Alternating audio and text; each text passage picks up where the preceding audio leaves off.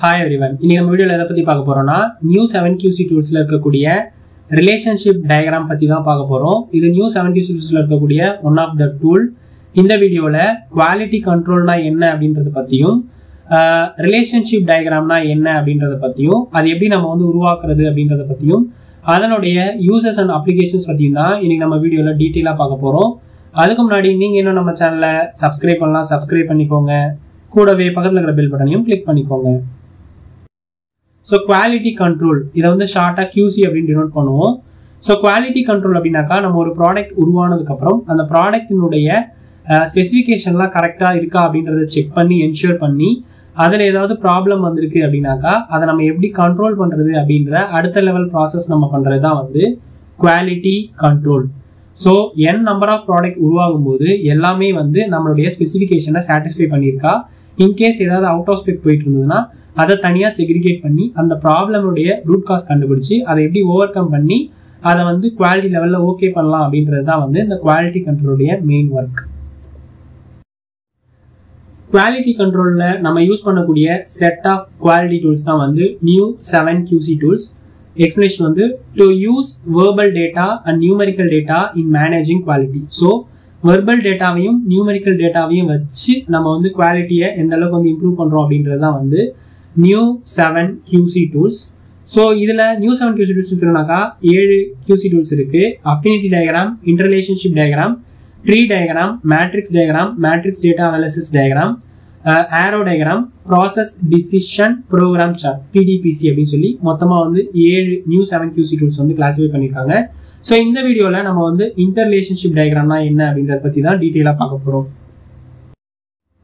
So interrelationship diagram அப்படினாக்கா அதோட நேம்லயே இருக்கு relationship diagram அதாவது இன்டர்னலா அதனுடைய ரிலேஷன்ஷிப்பை நம்ம வந்து ரிலேட் பண்ணி அது மூலமா நம்ம ஒரு டயகிராம் டிரா பண்றதா interrelationship diagram explanation வந்து helps to visualize and understand the complex relationship between different elements of a problem or situation so ஒரு different type of problem வருதுனா அதனுடைய relationship அது எதனால வருது எது மூலமா வருது அப்படிங்கறத ஒண்ணோட ஒண்ணு ரிலேட் பண்ணி அத நம்ம எக்ஸ்பிளைன் பண்றது தான் வந்து interrelationship diagram தமிழ்ல வந்து ஒரு பிரச்சனை அல்லது சூழ்நிலையின் பல்வேறு கூறுகளுக்கு இடையிலான சிக்கலான உறவுகளை காட்சிப்படுத்தவும் புரிந்து கொள்ளவும் உதவுவதுதான் இந்த interrelationship diagram இதில இருக்கக்கூடிய ஸ்டெப்ஸ் என்னன்னு பார்த்தோம்னாக்கா decide effect and immediate cause connect immediate cause to effect taking immediate cause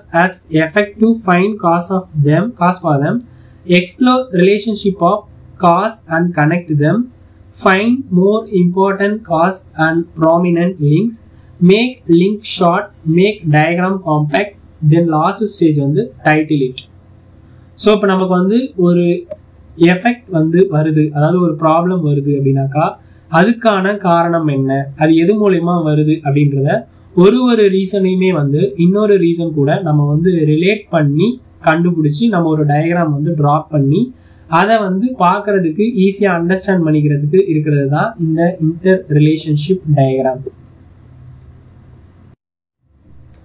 so இதான் வந்து interrelationship diagram இதுல கொடுத்திருக்கக்கூடிய ஒவ்வொன்றும் பார்த்தோம்னாக்கா poor job satisfaction அதாவது தமிழ்ல வந்து மோசமான வேலை திருப்தி நெக்ஸ்ட் வந்து low future prospects குறைந்த எதிர்கால வாய்ப்புகள் அடுத்த ரீசன் வந்து lure of competition போட்டியினுடைய மோகம் வந்து கம்மியா இருக்குது நெக்ஸ்ட் வந்து unsatisfied work environment திருப்தியற்ற பணிச்சூழல் அடுத்து வந்து dissatisfied compensation அதிருப்தி அடைந்த இழப்பீடு லாஸ்ட் ரீசன் வந்து high turnover அதிகமான வருவாய் சோ இது எல்லாமே வந்து ஒரு ரீசன்ஸ் சோ இது எது மூலமா வருது அப்படிங்கறத ஒண்ணு கூட ஒண்ணு நம்ம கம்பேர் பண்ணி அதை வந்து ரிலேட் பண்ணி நம்ம எக்ஸ்பிளைன் பண்றதா இந்த interrelationship diagram so poor job satisfaction so ஒரு ஜாப்ல ஒரு சாட்டிஸ்ஃபிகேஷனே இல்ல ஒரு மன திருப்தியே இல்ல அப்படினாக்கா அதுக்கான மெயினான காரணம் பார்த்தோம்னாக்கா lure of competition போட்டியினுடைய மோகம் அப்படின்றது வந்து ரொம்ப முக்கியம் சோ நம்ம வந்து காம்படிஷன்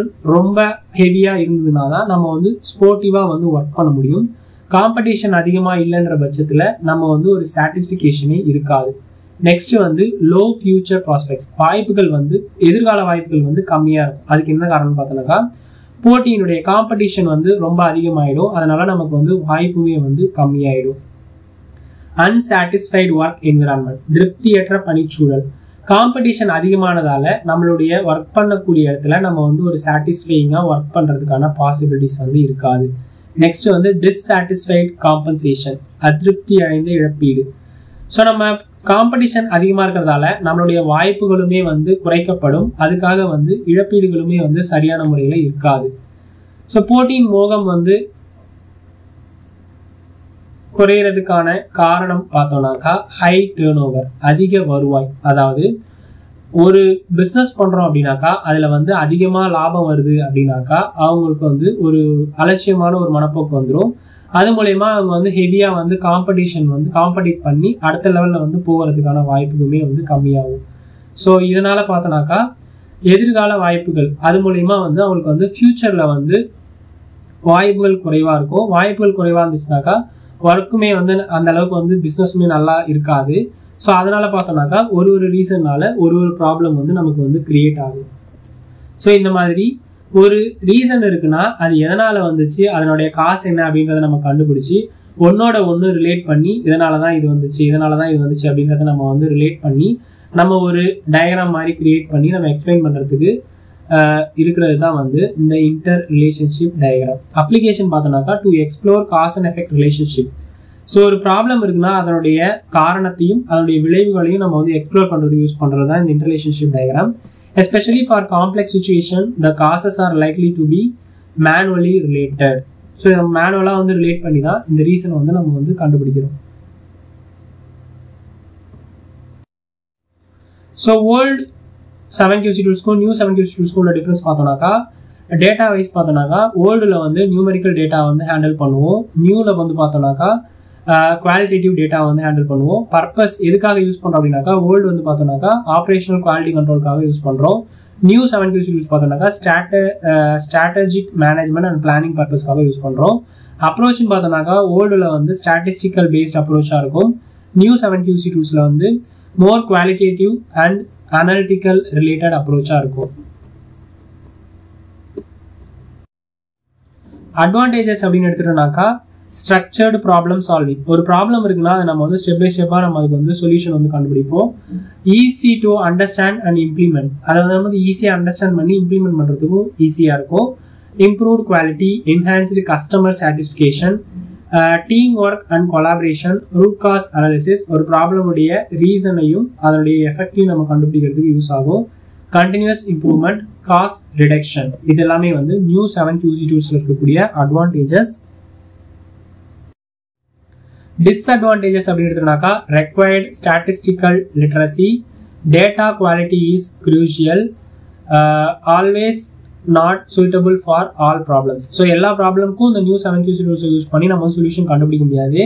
இதுக்கு ஆகக்கூடிய டைம் கன்சூமிங் வந்து அதிகமாகும். இது வந்து சம் பர்டிகுலர் ப்ராப்ளம்ஸ்க்கு மட்டும்தான் நம்ம இந்த நியூ 7QC டூல்ஸ் யூஸ் பண்ணி சொல்யூஷன் வந்து கண்டுபிடிக்க முடியும்.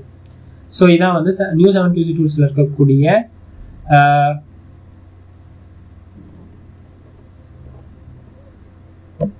Inter relationship diagram. ஸோ இந்த வீடியோ உங்களுக்கு யூஸ்ஃபுல்லாக இருந்துச்சுனாக்கா லைக் பண்ணுங்கள், கமெண்ட் பண்ணுங்கள், ஷேர் பண்ணுங்கள், சப்ஸ்கிரைப் பண்ணுங்கள். தேங்க்யூ.